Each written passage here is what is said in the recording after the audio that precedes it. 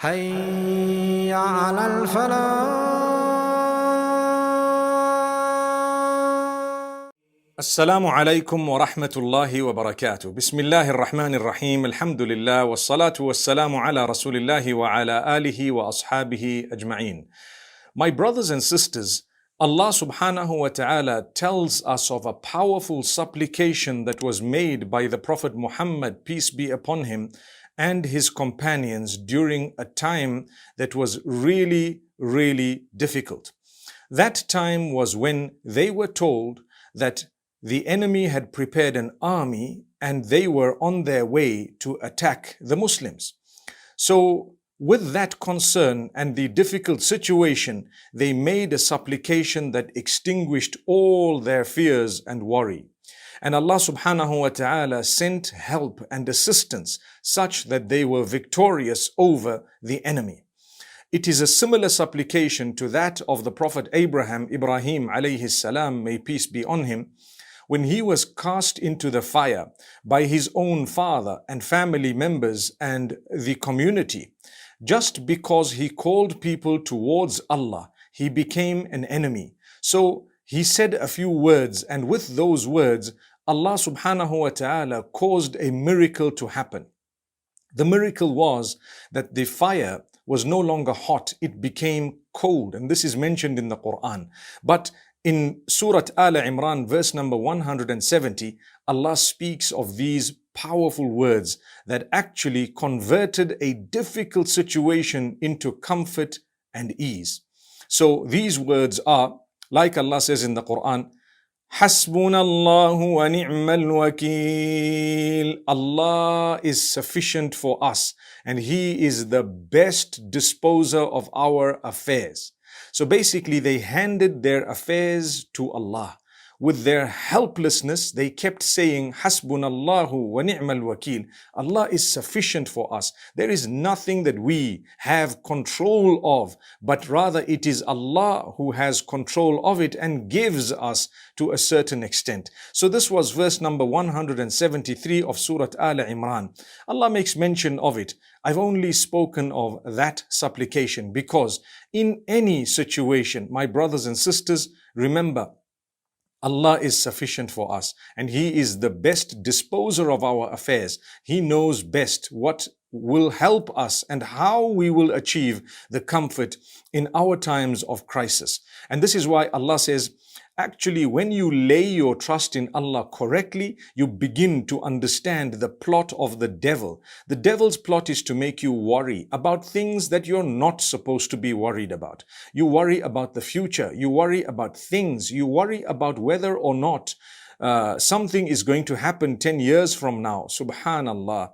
That is shaitan playing with those who are his allies. Subhanallah. So Allah says in verse number 179, in fact 175 of Surah Al Imran, Allah makes mention of this plan and plot of shaitan. And Allah subhanahu wa ta'ala says quite clearly, إِنَّمَا ذَلِكُمُ الشَّيْطَانُ يُخَوِّفُ أَوْلِيَاءَهُ فَلَا تَخَافُوهُمْ وَخَافُونِ إِن كُنتُم مُؤْمِنِينَ. Indeed, those type of thoughts and that type of worry and that type of negativity, that is shaitan who creates fear in those who are his allies.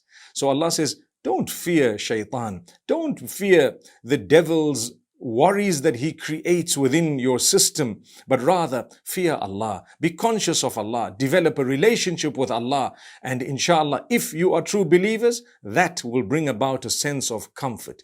In kuntum mu'minin. If you are really believers in Allah, lay your trust in Allah. Say, Hasbunallahu wa ni'mal wakeel. Allah is sufficient for us. That is a fact. Allah subhanahu wa ta'ala is indeed sufficient for us. So my brothers and sisters, I pray that we can use this supplication in order for us to achieve comfort.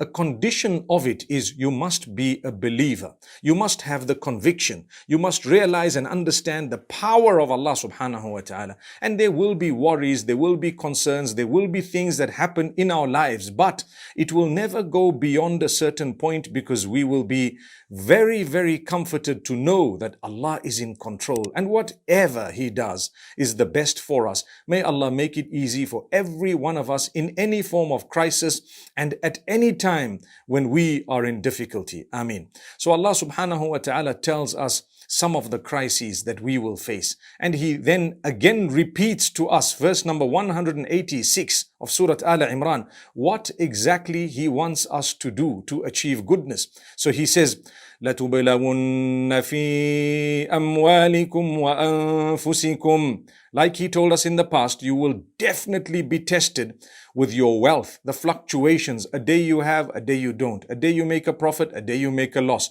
And Allah says, and وَأَنفُسِكُمْ, in yourselves, whether it's your health or the lives of those around you. Allah says, we're going to test you.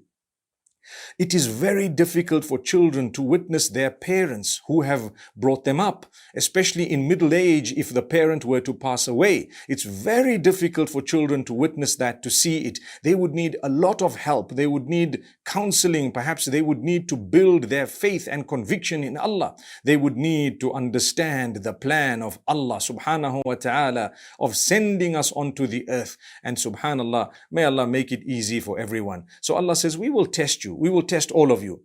Then Allah says something else that He didn't say before this.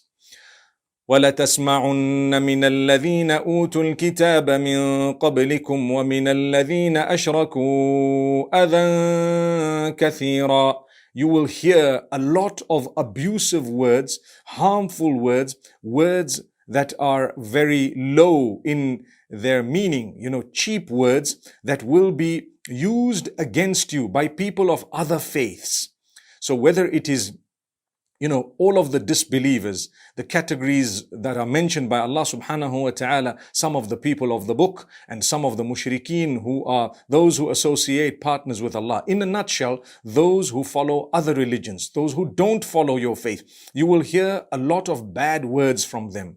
Subhanallah. This is Allah telling this to us when He revealed the Quran to Muhammad sallallahu alayhi wasallam, that you know what?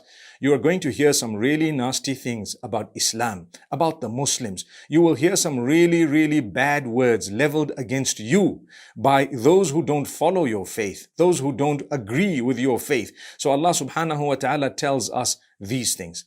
So the things He mentions here, the tests that you will face within your wealth and yourselves, the lives and your health, as well as the bad words that you will have to hear. How should I react to it? Should I get angry and uptight? And should I, create a disaster out of something that is not as big sometimes? Should I make a bigger problem of the problem that is existing in front of me? What should I do when I hear all these words? I need to know. So Allah tells you, well, that's a crisis. If you want comfort during that crisis, وَإِن تَصْبِرُوا وَتَتَّقُوا فَإِنَّ ذَلِكَ مِنْ عَزْمِ الْأُمُورِ. As amazing as it may sound and as simple as it is, Allah says, if you bear patience and develop taqwa, it's the best thing that you could do. So what's the best thing you could do? Allah says, bear patience. They say bad words. We know they're saying bad words. Many people have said bad words about Islam and later regretted it to the degree that they've come to Islam as a result of their ignorance. And then they started learning about Islam. And then they came to Islam. Subhanallah. So Allah knows in His divine plan what exactly He wants.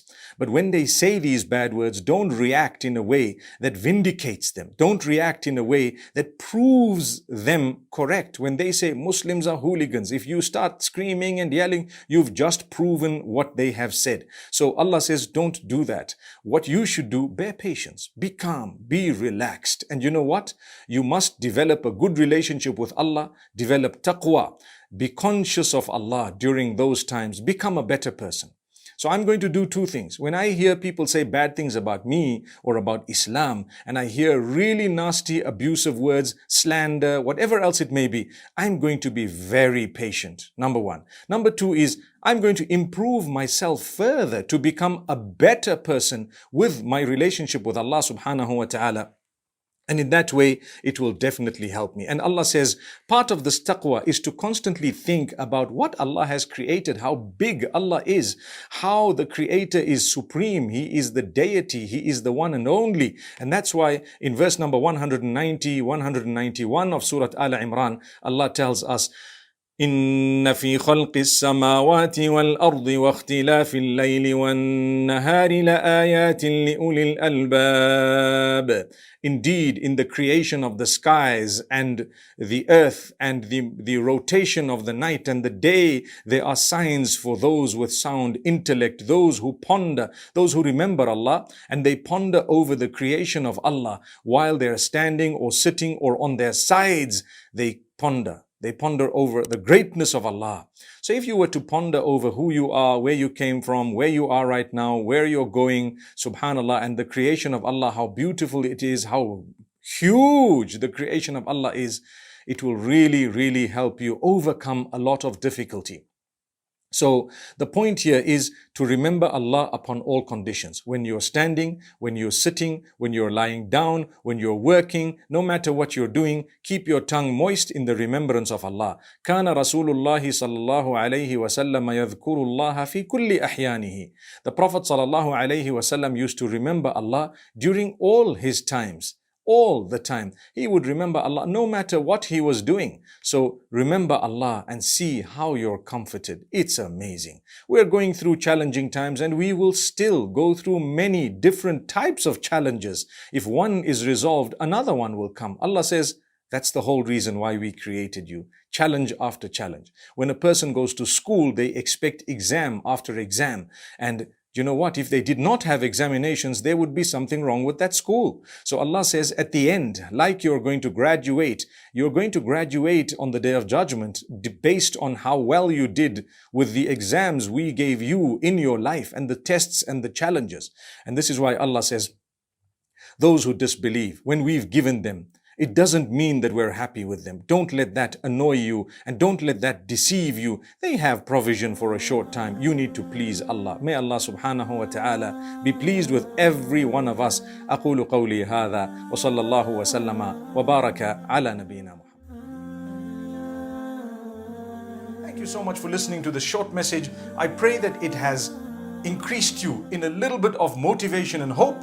And the same applies to all of us. جزاكم الله خير. السلام عليكم ورحمة الله وبركاته.